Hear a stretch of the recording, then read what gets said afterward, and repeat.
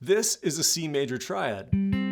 Now, how do you know which note is the root, which one is the third, and which one is the fifth? Sounds pretty difficult, right? Actually, it's not. I'm going to show you a simple way to know this, and not only this, but the extended triads from this. I like to call this A-shaped triad a bullseye triad. Let me tell you why. Out of the three notes in our chord, the middle note is our root note.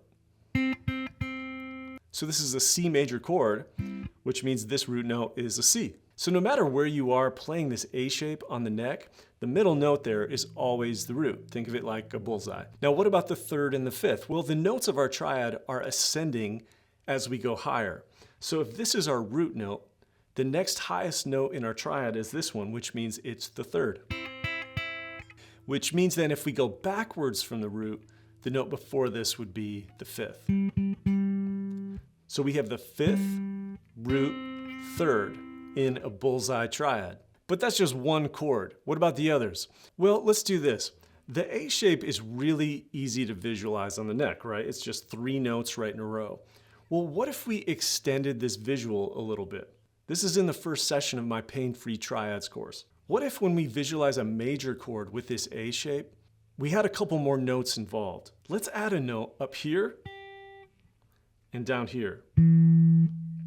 Well, if we learn this shape, now we don't just have one triad, we now have three. If I played the highest three notes of this shape, I would have, that's another way to play a C major chord.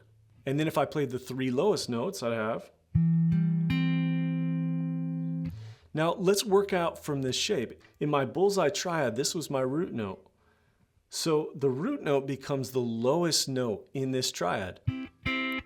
And if our notes are ascending in order, we would have then root, third, fifth. And as we go back this way, from our root, we'd have our root, fifth. That means this note would be our third.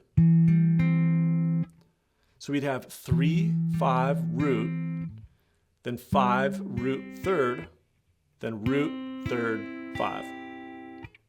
Now, all that business you've heard about inversions, a root position and a first inversion, second inversion, you just played all three of them right there. The highest chord here with the root in the bass is our root position. Makes sense? Our lowest three notes with the third in the bass is our first inversion, which makes our bullseye triad with a fifth in the bass our second inversion triad. First inversion, second inversion, root position. Or 3, 5, 1, 3, 5. So if we get this new visual in our head, well, now we have three ways to play a major chord. But this isn't the only bullseye triad. Just like extending this A shape help us to access the triads in this area, the other bullseye triads do the same thing throughout the rest of the guitar neck. I've worked with guitarists for over 20 years, and I realized somewhere along the line that many of you don't need comprehensive courses. You don't need huge systems. You just need a really, really simple starting point. And that's what I've done in my Pain-Free Triads course. I've created what I hope is a really simple on-ramp into the world of triads. So to access that, you can jump over to the website at don'tgiveup.pro. By the way, my name is CJ, and this is Don't Give Up, a channel dedicated to simplifying the world of modern worship music. So this doesn't need to be complex. Let's make it simple. See you next time.